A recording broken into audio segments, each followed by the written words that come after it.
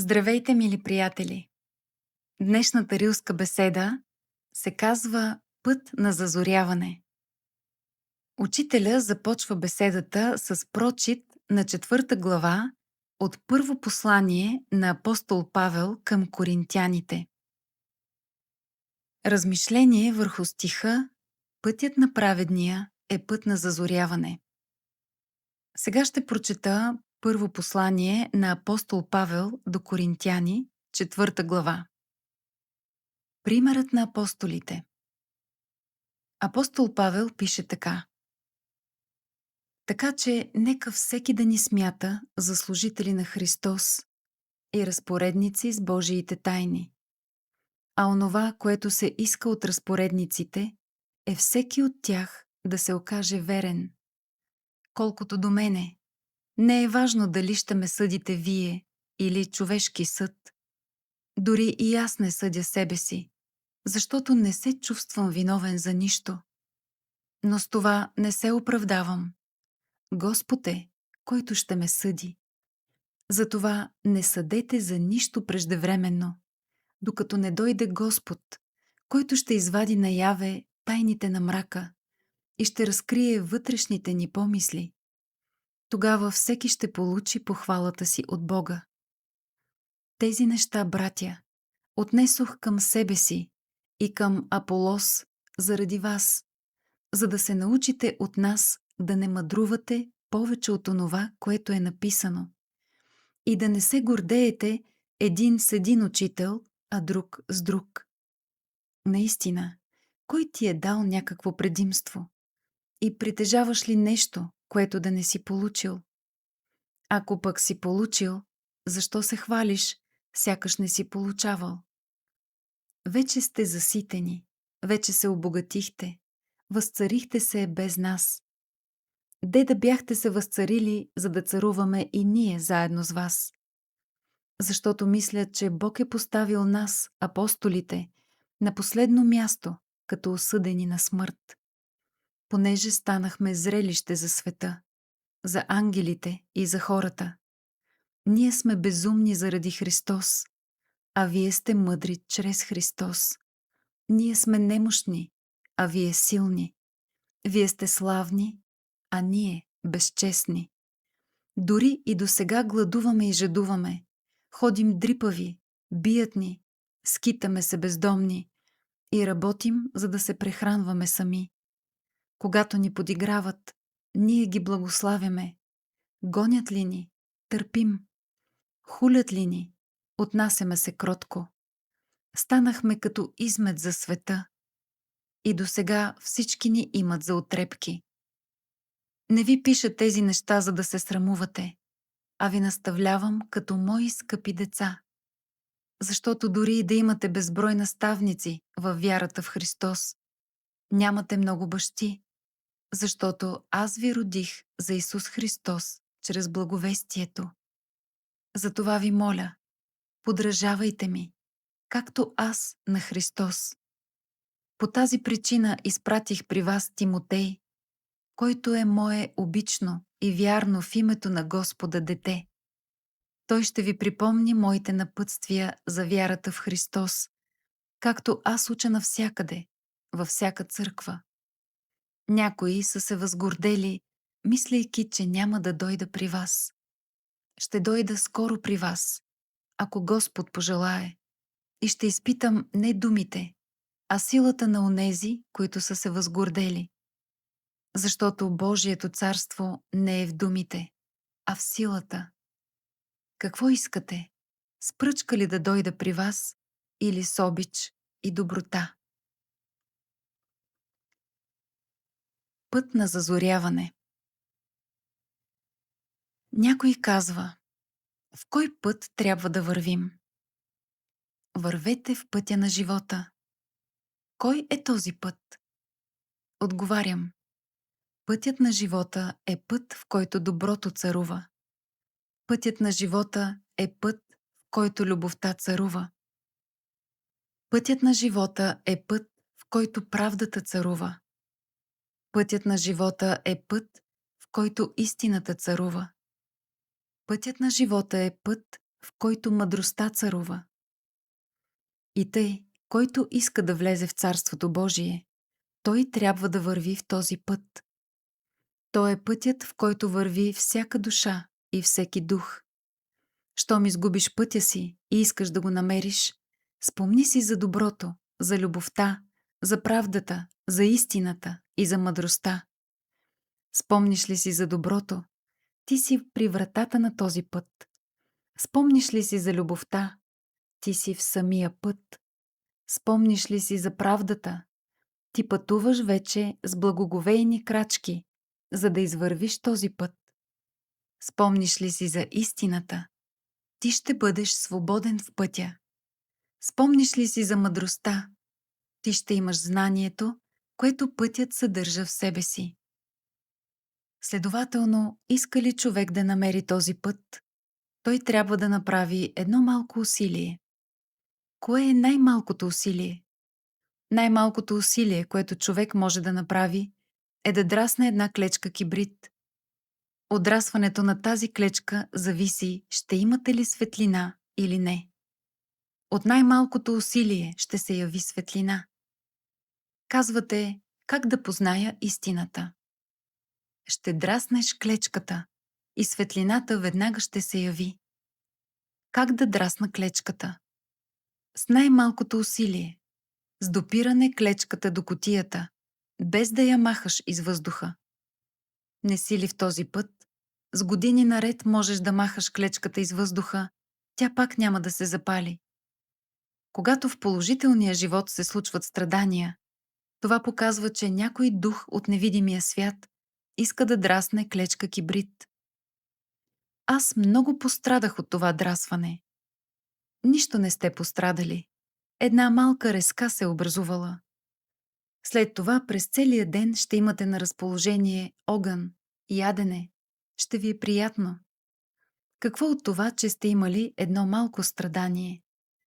Малките страдания се заплащат с бъдещите блага. Казвате, ние искаме да бъдем чисти, да не страдаме. Представете си, че имате една хубава книга, със скъпа, красива подвързия. Вие искате да я четете, но тя казва: не искам да ме пипа никой. Искам да остана чиста, свята, каквато съм. Затова не позволявам да ме пипат. И това може. Тази книга ще запази чистотата си, но никой няма да я търси. Щом една книга е за четене, тя все ще се нацапа, но поне разумно да се цапа. Тя ще изгуби чистотата си, но в нея ще се вложи нещо разумно. Ако книгата се стреми да запази чистотата си и на никого не е полезна, това говори за механическо разбиране на чистотата. Кой как отваря листата на нацапаната книга, ще чете греховете й, но в тях ще вижда и мъдри работи. Ако книгата остане чиста, тя ще бъде лишена от мъдрост. Ако се нацапа от употребление, тя ще съдържа мъдрост в себе си, ще има ценни придобивки.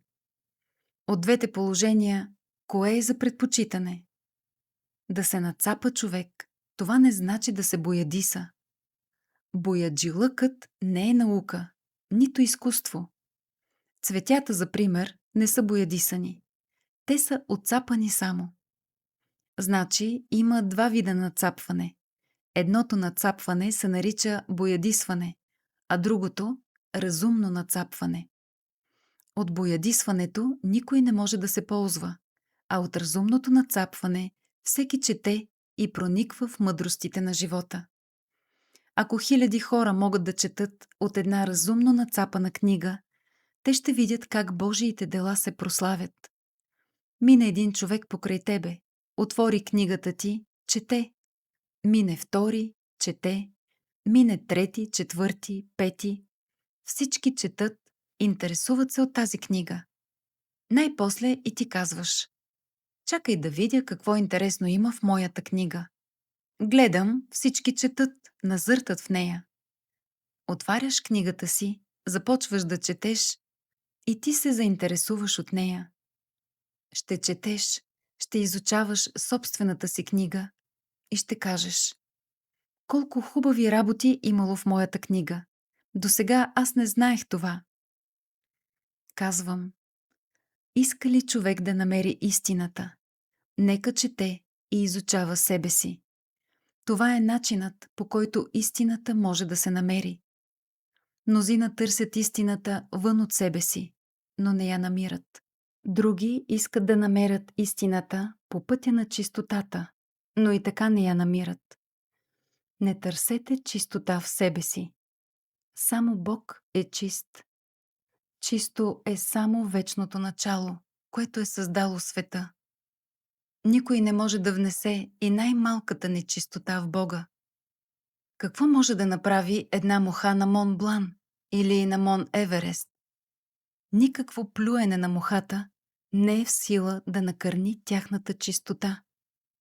Когато някой мисли, че светът или животът може да се оцапа, той не разбира законите.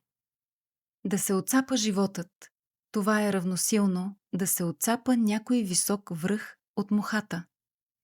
Следователно, мислите ли за чистотата, мислете за Бога. Само Бог е чист. Тази е една от основните идеи, която постоянно трябва да държите в ума си. Намерите ли някакво противоречие в нея, знайте, че то е в самите вас. Всяко противоречие се дължи на някакво неразбиране. Неразбирането пък се дължи на външното разглеждане на нещата. Иска ли човек да разбере нещо, той трябва непременно да го разглежда най-малко от две страни – външно и вътрешно. Каже ли човек, че целият свят е оцапан, той върви по ума на мухата, която мисли, че е оплюла и нацапала всичко. Този човек не е умен. Дойде мухата и казва: аз опетних всичко, нищо чисто не остана в света. Тази е първата лъжа на мухата. Що е мухата? Тя е дяволът, който заблуждава хората. Който лъже, който убива, той е подобен на муха. Някой казва: ще ме убият. Чудни са хората. Кой ще те убие? Никой не може да те убие. Ама ще ме оберат. Никой не може да те обере.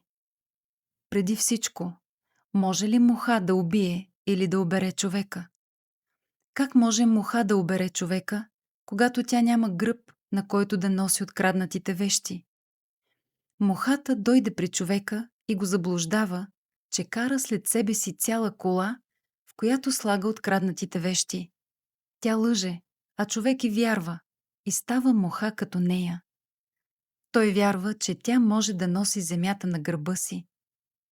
Мнозина вярват в това, но истината е, че мухата по никой начин не може да носи земята на гърба си. Онези пък, които вярват в силата на мухата, казват, че имало големи мухи. Не, няма големи мухи. Всички мухи са малки. В този смисъл злото не е нищо друго, освен муха или комар, който може тук-там да ужили човека. Мухата те бодне някъде, направи ти една малка дупчица и ти цял ден говориш за тази малка дупчица. Мине ли мухата край тебе, ти казваш: виж какво ми направи тази муха. Няма какво да говорите за мухата, но вземете малко сол и намажете мястото, където ви е охапала. После хванете мухата, намажете и нея с сол и ще видите, че втори път тя няма да ви жили. Тя ще се превърне на солена риба. Прилагайте този метод и ще видите как мухите няма да ви хапят. Иска ли човек да не го жилят мухи и комари, той трябва да скрива ония места от тялото си, които най-много се нападат. Те са най-важни места. Те са фронтове, които човек не трябва да оставя отворени. Ако са отворени, той трябва да постави стража, която да ги пази. Затова именно Давид казва: Господ ми е задна стража. Значи, искате ли да се запазите от жилото на мухата? Употребете сол. Солта е само за мухи, които жилят. Освен с сол, вие можете да повишите температурата на ръката си, че като дойде мухата да ви жили, да изгори жилото й. И мухата вижда, че всяка ръка не може да се жили. В този случай солта е средство подобно на повишението на температурата. Христос казва: ако солта избезсолее, с какво ще се осоли? Това подразбира: ако мисълта изгуби солта си, какво струва тя?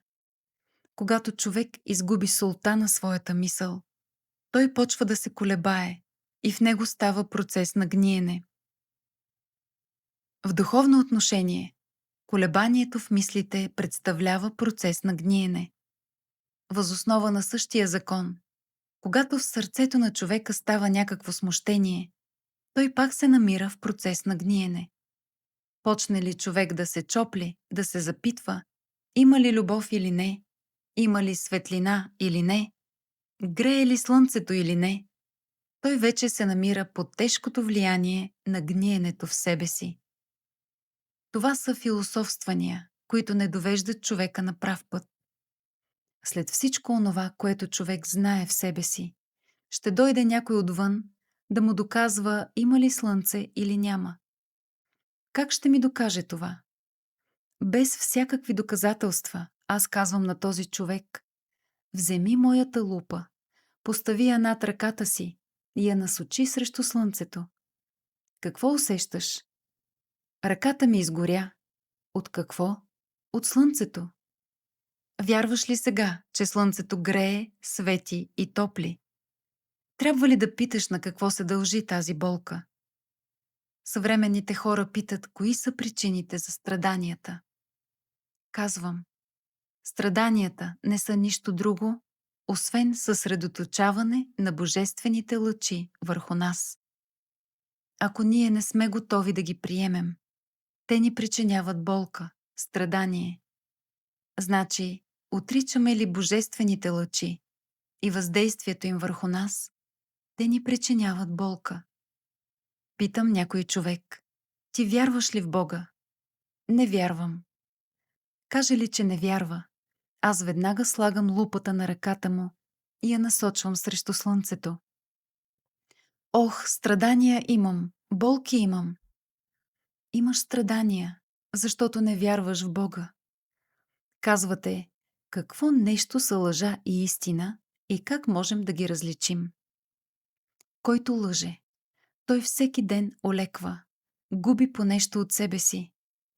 Който говори истината, той всеки ден придобива по нещо. Първият може да се уподоби на човек, на когото храната всеки ден се намалява, и той от ден на ден олеква, губи от теглото на тялото си. Който говори истината, той е подобен на човек, на когото всеки ден увеличават храната, и в края на краищата към теглото му се прибавя един малък придатък с по 1 грам. Следователно, човекът на лъжата олеква по тегло, губи тежестта си, а човекът на истината увеличава своята тежест. Ако престанат да дават храна на човека, той ще стане сух, само кости и кокали, ще заприлича на светия. Той всеки ден ще губи по-малко от теглото си. Много такива светии има в света, но въпрос е дали те са истински светии. Ако светийството се заключава в сухотата, всички умрели хора би трябвало да бъдат светии. А така ли е в действителност? Който върви в Божия път, той не олеква, а напротив, по-тежък става. Мисъл, която олеква, не е права мисъл.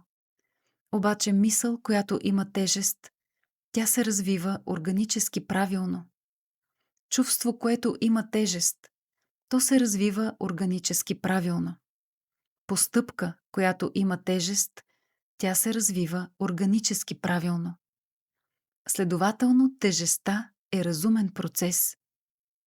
Сега аз навеждам тия неща, за да не се безпокоите. Всички искат да знаят какво нещо е истината. Много неща могат да се кажат за истината. но се изисква специфично време и специфично състояние на съзнанието, за да може човек да я възприеме в нейната абсолютност. Съвременните хора не могат да възприемат истината, защото умовете им са заняти сред странични въпроси. Те не са свободни още. Има неща, от които те трябва да се освободят. Господарите им са ги натоварили кое с дърва, кое с въглища и сред още неща, вследствие на което не са свободни да се занимават с въпроса за истината. В първо време те трябва да разтоварят съзнанието си, да се освободят от ненужния баласт. И на вас казвам: искате ли да ви говоря за истината? Първо трябва да отидете на езерото да се измиете, после да се нахраните добре и тогава само мога да ви говоря. Иначе стои някой, слуша да му се говори, а мисълта му тежи, спъва го. С какво сте натоварени, няма да разправям. Всеки сам знае с какво е натоварен, а при това всеки иска да се разтовари. И наистина, човек трябва да се разтовари от непотребното, да остане в него само божественото, което Бог е вложил първоначално още. Що се отнася до вашите стари господари, няма защо да ги жалите. Нека фалират най-после. Дърва, въглища няма да им носите. Нека се греят на слънце. Денят е хубав, топъл и без гориво могат да минат. Ама те били научени да си попиват малко, да си похапват добре, да се обличат хубаво. Какво от това? Вие нищо вече не трябва да им носите. Време е и те да се заемат за работа. Вие пък се обърнете към себе си. Работете за вашето освобождение. Снемете самарите от гърбовете и юларите от главите си. Краката ви са подковани с копита. Извадете гвоздеите на копитата и се освободете от тях. Хвърлете всички подкови, всички петала, освободете краката си. Днес кой как мине, виждате го навсякъде окован.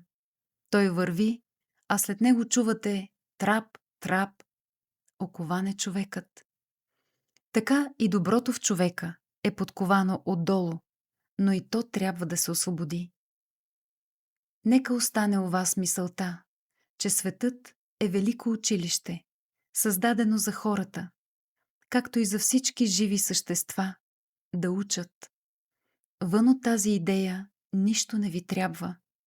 Ще дойде след това някой да ви казва, че трябва да му слугувате. Най-напред, човек трябва да слугува на Бога. Щом може да слугува на Бога, той ще слугува и на другите хора. Ако човек не люби Бога, той на хората по никой начин не може да слугува. Люби ли Бога, заради любовта си към Него, той ще слугува и на хората. Тъй щото дръжте в ума си мисълта, че светът е велико училище, в което сте дошли да учите. Никой няма право никого да лишава от благото, което Бог му е дал. Щом знае това, той трябва да пази както своята свобода, така и свободата на своите ближни. Всеки трябва да пази своята вътрешна свобода, да бъде вътрешно свободен, да не допуска в себе си никакви странични мисли, като тия на мухите. За пример, някои от страничните мисли на мухите са следните: обичат ли ме хората или не? Ако ти ги обичаш, и те ще те обичат. Какво казват хората за мене? Че откакто си заел висок пост, подобрил си материалното си положение, направил си хубава къща, наредил си добре децата си и така нататък. Какво мисли мъжът ми за мене? Мисли, че не си била вярна жена, че си имала много приятели и така нататък. Казвам, светът съществува от хиляди години, но хората и досега още се убеждават едни други, че Бог съществува, че има задгробен живот и така нататък. Мнозина вярват в Бога, вярват в задгробния живот, но щом дойде една муха около тях, наплюе ги, те се разколебават и казват: всичко е до смъртта. Умре ли човек веднъж, с него всичко се свършва. Това е философия на мухите. Но светът не е създаден нито за мухите, нито за казармите, нито за театрите, нито за свещеници и проповедници, които постоянно рекламират Бога, говорят за Него, говорят за задгробния живот. Бог не се нуждае от никакви реклами. Светът е създаден за всички добри хора, които носят доброто, любовта, мъдростта, истината и правдата. Пита ли някой защо е дошъл на земята, казвам: ти си дошъл на земята да носиш доброто, любовта, мъдростта, истината и правдата. Станеш ли сутрин, веднага кажи: аз съм дошъл да нося доброто, любовта, мъдростта, истината и правдата. Следователно, аз съм дошъл да донеса, да дам, но дошъл съм още и да възприема. Какво да възприема? Дошъл съм да възприема доброто, любовта, мъдростта, истината и правдата. Ще бъдеш ясен, кратък, категоричен и ще видиш, че никаква сила в света не е в състояние да те разубеди. Казваш: ами после какво ще стане с мене? Щом си натоварен с всички добродетели, чудеса ще стават с тебе. Сега ще дойде някой да ви разтовари от всички добродетели и да ви натовари сред непотребни неща, за да ви направи свободен. Не, това не е никакво освобождение.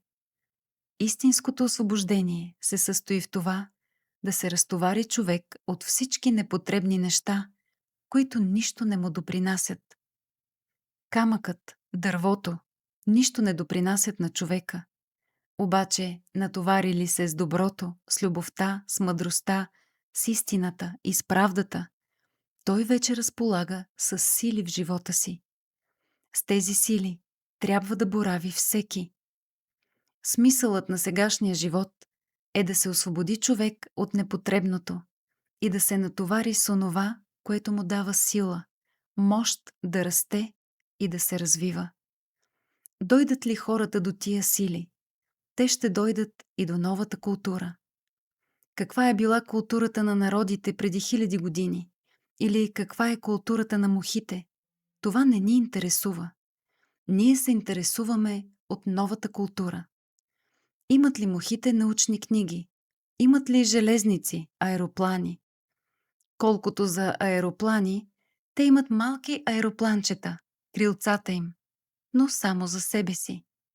Те са умни, изобретателни за себе си, но не и за другите. Можем ли да научим нещо от мухите? Някои естественици, като изучавали мухите, натъкнали се на особен род мухи, които могли да летят с бързина 500 000 км в час.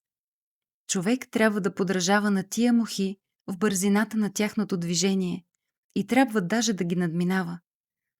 Днес, когато човек се накани да тръгне за някъде, мухата го изпреварила. Някой проповедник тръгва за някъде, иска да проповядва на хората.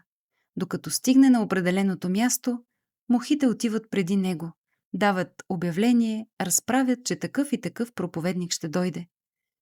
По този начин те дават своите афиши за или против този проповедник. Често и хората си служат с подобни афиши, разпространяват различни верни и неверни слухове. И тъй, основната мисъл, която трябва да държите в ума си, е, че човек е дошъл на земята в велико училище да учи. Той трябва да стане силен, да се освободи, да носи в себе си силите на доброто, на любовта, на мъдростта, на истината, на правдата и на знанието.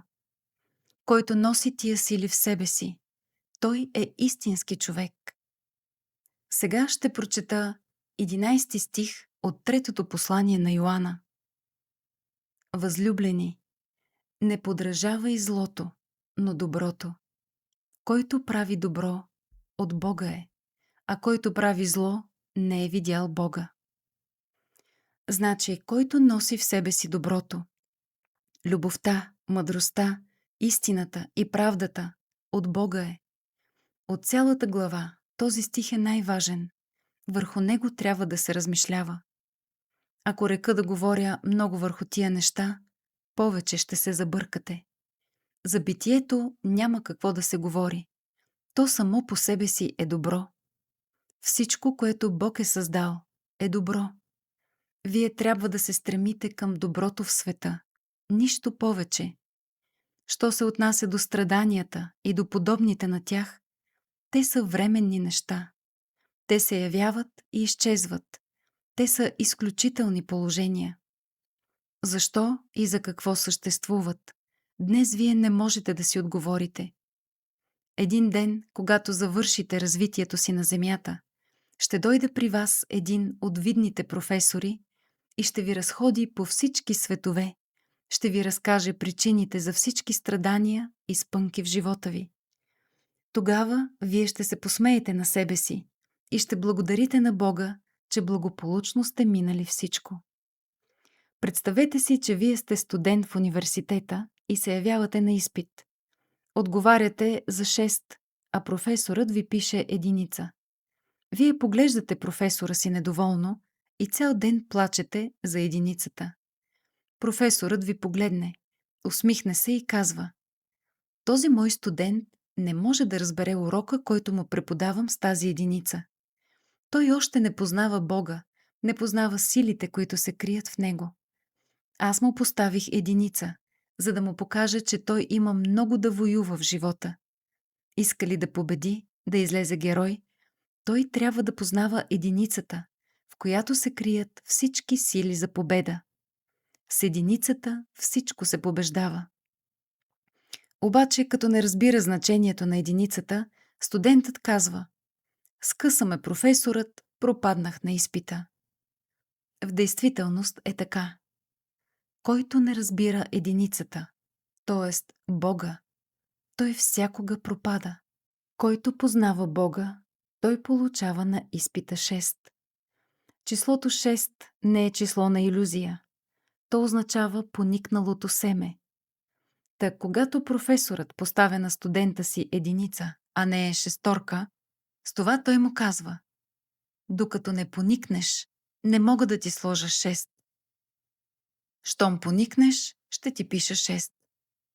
С други думи казано: щом кажеш урока си добре, ще ти пише 6.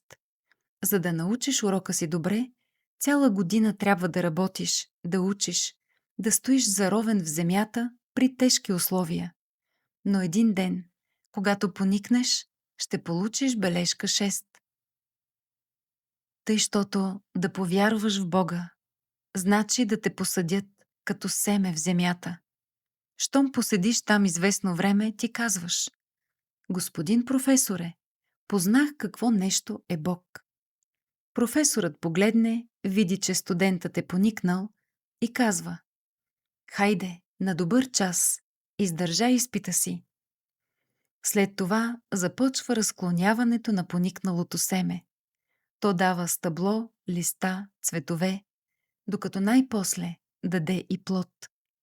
Всички хора го обикалят и казват: хубаво е това дърво, добри плодове дава. Сега, както виждам, вие искате още да ви се говори, да прелеят чашите. Всички хора искат, като купуват мляко, например, мярката да прилива. Според правдата, така трябва да бъде. Как мислите, вашите чаши преляха ли или още може да се налива? За днес толкова дадоха овцете.